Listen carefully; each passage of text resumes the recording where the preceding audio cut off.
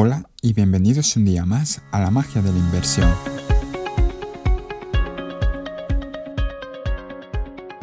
Estamos a 23 de mayo y lo primero que quería hacer era recordaros que la semana pasada tuvimos en el podcast una entrevista muy interesante con Iván de Lombia, que anteriormente trabajó en Grupama Venir Euro, y nos estuvo comentando un poco cómo invertía ese fondo en concreto, que a mí personalmente me parece muy interesante. Fue un placer tenerla aquí. Y si no habéis escuchado o visto la entrevista en YouTube, os recomiendo que lo hagáis porque estuvimos hablando poco más de media hora y la verdad que es bastante interesante ver un poco la estrategia de otros inversores, y en este caso otros inversores profesionales que además tienen un histórico muy bueno y lo han hecho muy bien durante todo este tiempo. Dicho esto, la verdad es que la semana ha venido cargada de noticias y me voy a centrar en tres principalmente. En hablar un poco lo que ha pasado con ATT, que yo no la tengo en cartera, pero sé que muchos de vosotros la lleváis. En hablar un poco lo que ha pasado y lo que está pasando con las criptomonedas y daros un poco mi opinión acerca de esto. Y luego hablar un poco de la inflación, ¿vale? Así que lo mismo nos queda un podcast un poquito más largo de lo normal, pero creo que merece la pena. Bien, vamos a empezar por ATT. ATT es una empresa que yo en su día tuve en cartera, no tuve mucho dinero, creo que fueron más o menos, para que os hagáis una idea, lo he mirado y invertí 865 euros, ¿vale? Pesaba muy poquito en mi cartera, la compré en 2018 y bueno, la compré a un precio de $32 más o menos y la vendí a finales de 2020, la compré, es curioso porque la compré el mismo día y la vendí el mismo día. El 12 de octubre de 2018 la compré, 12 de octubre de 2020 la vendí, 2 años después. Y el resultado fue que la vendí a $28,25. En principio uno podría pensar que he perdido algo de dinero, pero si tengo en cuenta el dividendo que cobré y demás, me salió básicamente lo comido por lo servido. Bien, dicho esto, ¿por qué estuvo tan poco? Poco, estuvo 2 años, pero apenas pesaba nada. ¿Y por qué yo decidí venderla hace ya un tiempo, pues casi 6 meses? Bien, el motivo que yo le veía a la empresa era que, pesaba muy poquito en mi cartera. Al final, pues quería simplificar un poco la cartera porque básicamente cada vez encuentro más empresas buenas y entonces, me gusta tener una cartera relativamente concentrada, pero si tengo muchas empresas que pesan un 0,5 o un 0,8%, pues al final complican más que hacen. Y tener una empresa en la que tengo que estar haciendo seguimiento para que pese muy poquito, pues tampoco le veo la gracia, ¿vale? ¿Y qué me pasaba con ATT? Que realmente pesaba poco. Yo en principio cuando la compré quería que pesase más con el tiempo, pero es que la veía, escuchaba las noticias, veía sus resultados y a pesar de que bajaba, no estaba convencido de ampliar. Y pensé, si no estoy convencido de ampliar ahora que está más abajo de lo que compré, es que a lo mejor no debería estar en cartera. Cuando invertí en su momento, estoy hablando de finales de octubre de 2018, ¿vale? Pues invertí como mucha gente piensa, una aristócrata del dividendo, que tiene una rentabilidad muy alta por dividendo, pues venga, vamos a comprar. Pero hay que mirar más cosas. Tú no puedes permanecer en una acción solo porque dé un dividendo alto, porque al final te puede dar un dividendo alto que no sea sostenible. En el caso de ATT, que era relativamente sostenible, en el momento que yo la compré, además, justo compraba HBO y compraba Warner, como sabéis, y parecía que podía tirar más, se endeudó mucho. Lo que hay que tener en cuenta es cómo va a poder hacer crecer sus ingresos. ¿Qué le pasa a ATT? Que también le pasa a muchas empresas, no solo a ATT, que están en el grupo de aristócratas del dividendo y te suben el dividendo 1 céntimo todos los años desde hace, vamos a decirlo así, 10 años, exagerando, y simplemente para mantenerse en ese grupo y ya está. Bien, ATT pues hizo una cosa que normalmente no es muy aconsejable que las empresas hagan, que es meterse en un sector que no tiene nada que ver con ellos. Ellos eran una empresa de comunicaciones y decidieron hacer una compra enorme, la más grande en ese momento, no sé si sigue siendo la más grande, que fue comprar Warner. Comprando Warner lo que esperaban era competir contra otra serie de plataformas tipo Netflix. Y dijeron, oye, mira, yo compro, me endeudo, esto me va a generar unos beneficios que me van a servir para en un futuro tener más cash flow e ir bajando la deuda y a la vez incrementar los ingresos porque en la parte de telecomunicaciones estoy algo estancado. Y aunque puede parecer una idea, siempre hay que tener cierto cuidado. ¿Por qué? Porque Manolete, si no sabes torear, ¿para qué te metes? Está muy bien lo de querer diversificar, lo de querer salir de compras, pero hay que saber en qué sector compras. Tiene más sentido que ATT compre algo de telecomunicaciones que algo relacionado con series, que no tiene nada que ver, no va a encontrar sinergias, lo mismo no sabe ni lo que está comprando.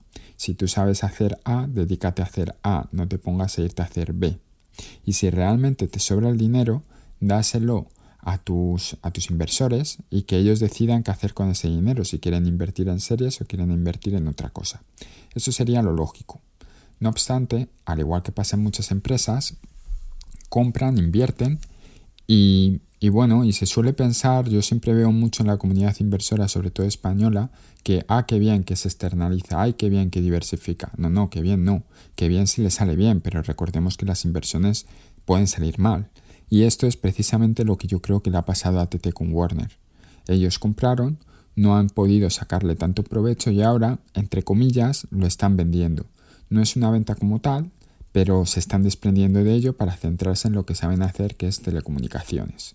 Lo que van a hacer va a ser coger Warner, lo van a fusionar con Discovery, va a salir ahí un ente que tendrá un nombre que será Discovery Warner, por ejemplo, donde creo que es en torno al 71% va a pertenecer a los accionistas de ATT y el 29% restante a los accionistas de Discovery.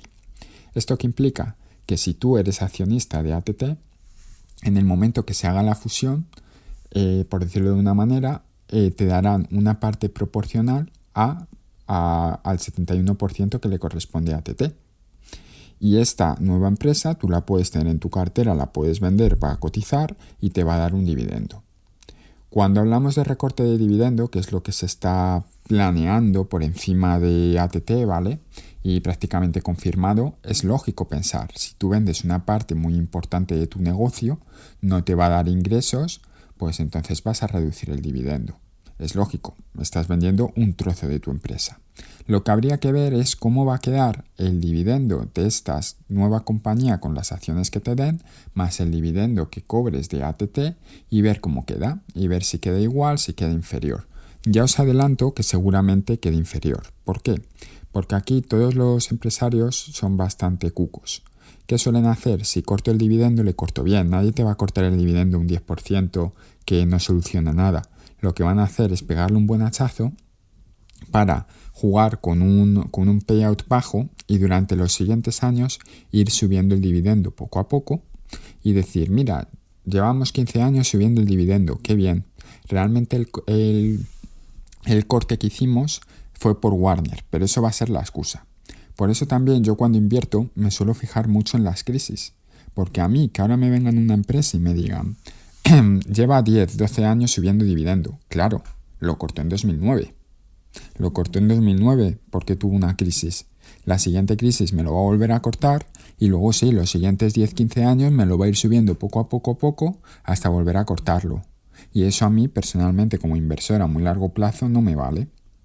Y es lo que está haciendo ATT. ATT está directamente cortando el dividendo, lo va a cortar más, ya os digo yo que la suma no va a dar lo mismo que daba antes, la suma del dividendo de Discovery y ATT no va a dar lo mismo que daba antes porque va a haber un recorte entre comillas encubierto, ¿vale? Y es normal porque ATT no crecía, no sacaba para pagar dividendo. Entonces tenía un payout muy alto, se acercaba al payout del 100%, que es básicamente todo lo que ganes, darlo a los accionistas, y se estaba volviendo un poco insostenible. Sí, está muy bien que digas una rentabilidad de dividendo del 8%, pero tienes que ser capaz de pagarla. Dicho esto, ¿qué hacer si somos accionistas de ATT? Pues aquí ya depende un poco de cada uno. Va a haber un recorte y también dependerá del precio que la lleves. No es lo mismo si has comprado a 35 que a 25, ¿vale?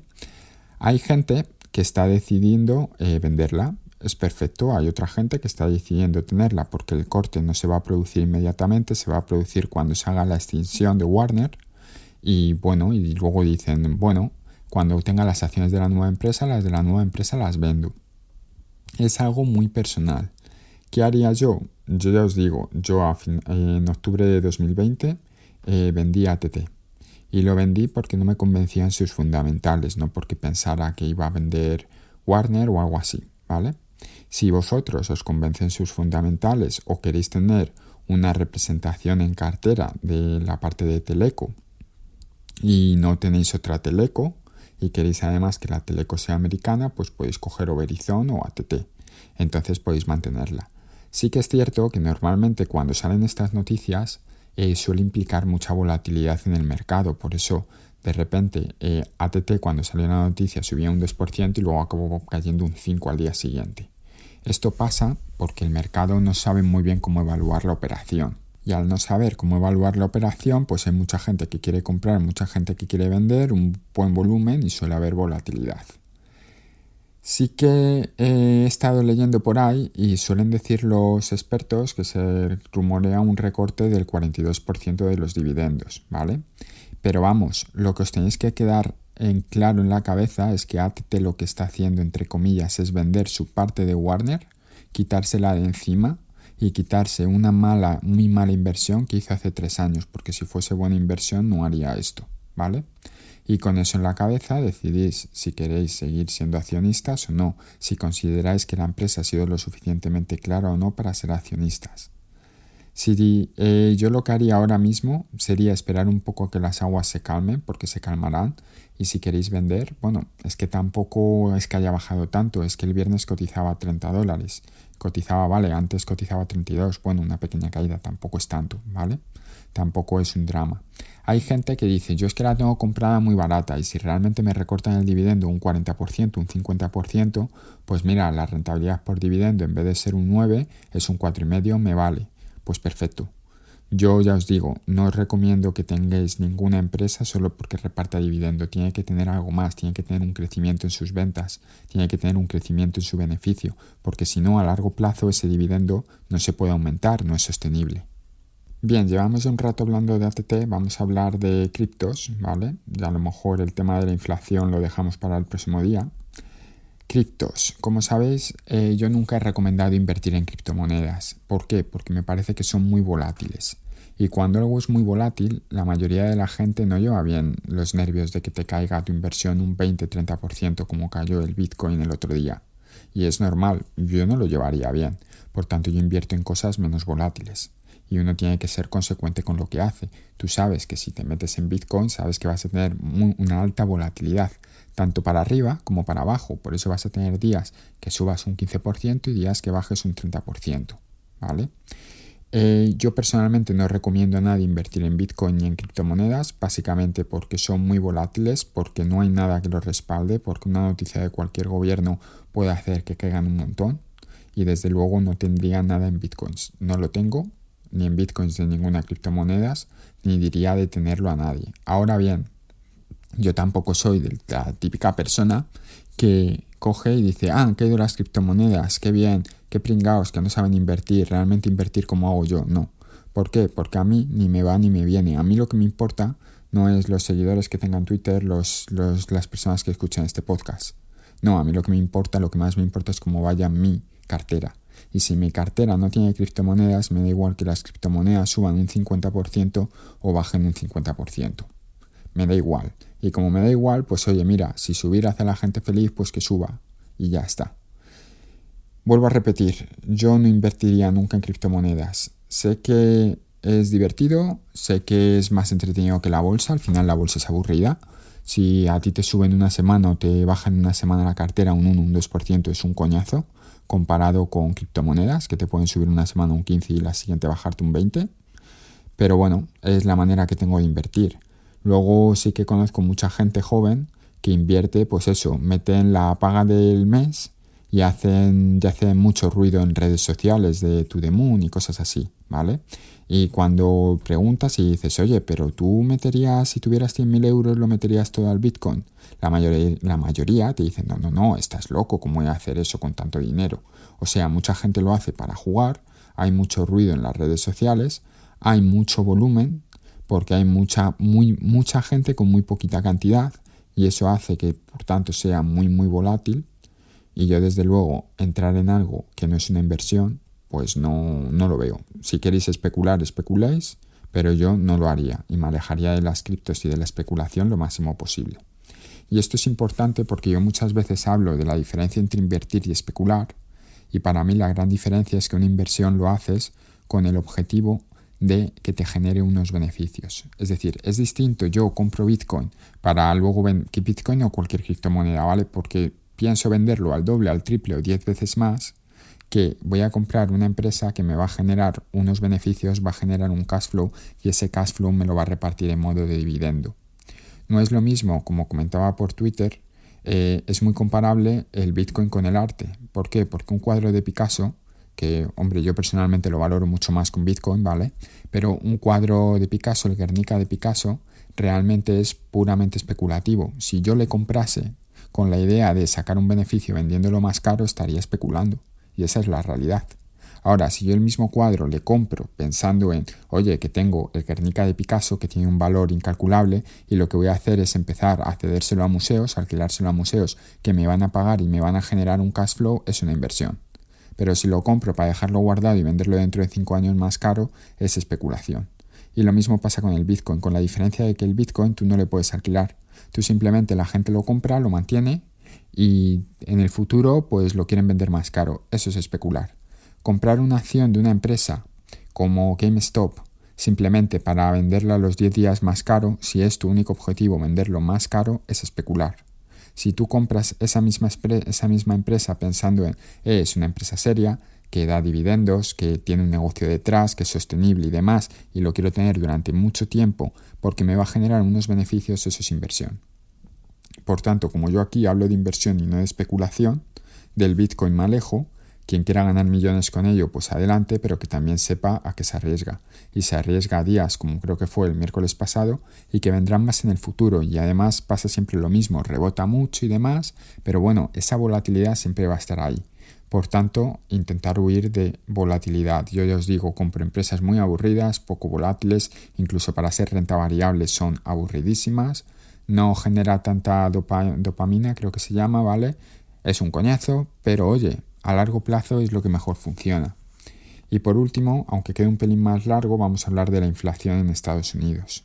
¿Y por qué es interesante hablar de inflación? Porque creo que ha estado superior a lo que se preveía en torno al 3,5% y creo que ha sido del 4,1 o 4,2%, que es una inflación muy alta, y se está temiendo que haya inflación. Bien, aquí volvemos a lo mismo. Si hay inflación, que ya os digo yo que está habiendo porque los precios son más caros, sobre todo si Estados Unidos se dedica a imprimir billetes, como está haciendo, como hizo Donald Trump y como hace Biden ahora mismo, pues hombre, lo normal es que haya inflación.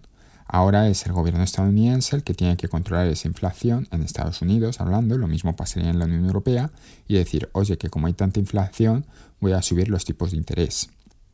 Si esto pasa, hay que diferenciar un poco las compañías. Compañías que no tengan deuda o que tengan una deuda a largo plazo, a tipo fijo, les va a dar igual. Compañías que tengan mucha deuda, una deuda muy alta, a corto plazo, con tipos variables y demás, pues le puede afectar mucho. Y luego también hay que diferenciar que hay empresas, como por ejemplo puede ser Coca-Cola, que si hay inflación, ellos le pueden subir esa inflación a su cliente, porque lo va a pagar, porque de algún sitio viene la inflación y uno de los motivos por el que viene la inflación es por el aumento de los bienes de consumo. Por tanto, los sectores de consumo defensivo a mí me parecen muy buenos para periodos de alta inflación, porque se pueden defender de ello. De todos modos, cuando se habla de inflación siempre hay que tener un ojo puesto en realmente qué sube, porque cuando hablamos de inflación tanto en España como en Estados Unidos se coge una lista de productos y se ve lo que han subido. La subida de la inflación en Estados Unidos ha sido principalmente por el petróleo, porque el precio del barril ha subido mucho. Por eso también las petroleras lo están haciendo también este año, ¿vale? Entonces, bueno, si además de eso los otros productos están subiendo mucho, pues sí, puede que tengamos que tener un ojo con la inflación. A nivel particular, ¿qué nos puede afectar a lo mejor? Pues bueno, vamos a pensar que nosotros tenemos una hipoteca. Vamos, lo mismo, si es a tipo fijo me da igual. Si es a tipo variable, pues ya me empieza a preocupar un poco más. Pero bueno, Europa siempre va un poco más tarde que Estados Unidos. Si Estados Unidos empieza a subir tipos de interés, Europa lo hará en unos meses, un año, no lo hará de manera inmediata.